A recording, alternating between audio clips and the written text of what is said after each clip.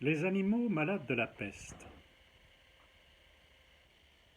Un mal qui répand la terreur, mal que le ciel en sa fureur inventa pour punir les crimes de la terre, la peste, puisqu'il faut l'appeler par son nom, capable d'enrichir en un jour l'Achéron, faisait aux animaux la guerre. Ils ne mouraient pas tous, mais tous étaient frappés. On n'en voyait point d'occupés à chercher le soutien d'une mourante vie. Nul mets n'excitait leur envie. Ni loup, ni renard n'épiaient la douce et l'innocente proie. Les tourterelles se fuyaient.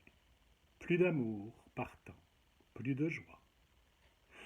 Le lion tint conseil et dit : «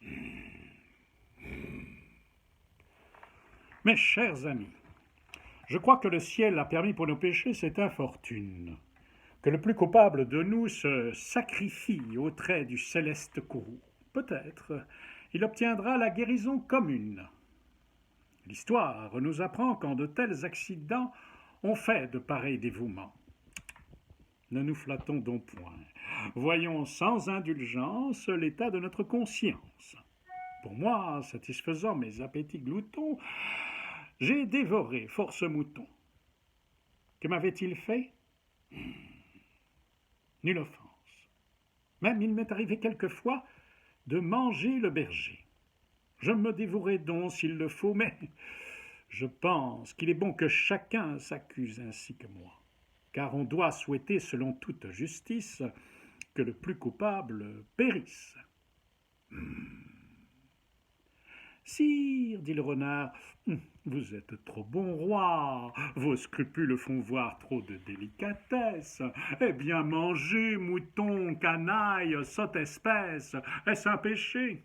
Non, non, vous leur fîtes, Seigneur, en les croquant, beaucoup d'honneur. Et quant au berger, l'on peut dire qu'il était digne de tout mot, étant de ces gens-là qui, sur les animaux, se font un chimérique empire. Ainsi dit le renard, et flatteur d'applaudir. On n'osa trop approfondir du tigre, ni de l'ours, ni des autres puissances les moins pardonnables offenses. Tous les gens querelleurs jusqu'au simple matin, au dire de chacun, étaient de petits saints.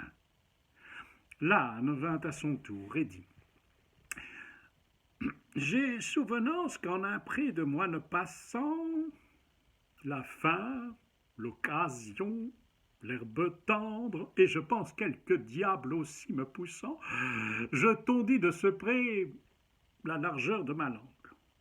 Je n'en avais nul droit, puisqu'il faut parler net. À ces mots, on cria haro sur le baudet. Un loup quelque peu clair prouva par sa harangue qu'il fallait dévouer ce maudit animal, ce pelé, ce galeux d'où venait tout leur mal. Sa picadille fut jugée incapendable. Manger l'herbe d'autrui, quel crime abominable! Rien que la mort n'était capable d'expier son forfait. On le lui fit bien voir. Selon que vous serez puissant ou misérable, les jugements de cour vous rendront blanc ou noir. Jean de La Fontaine.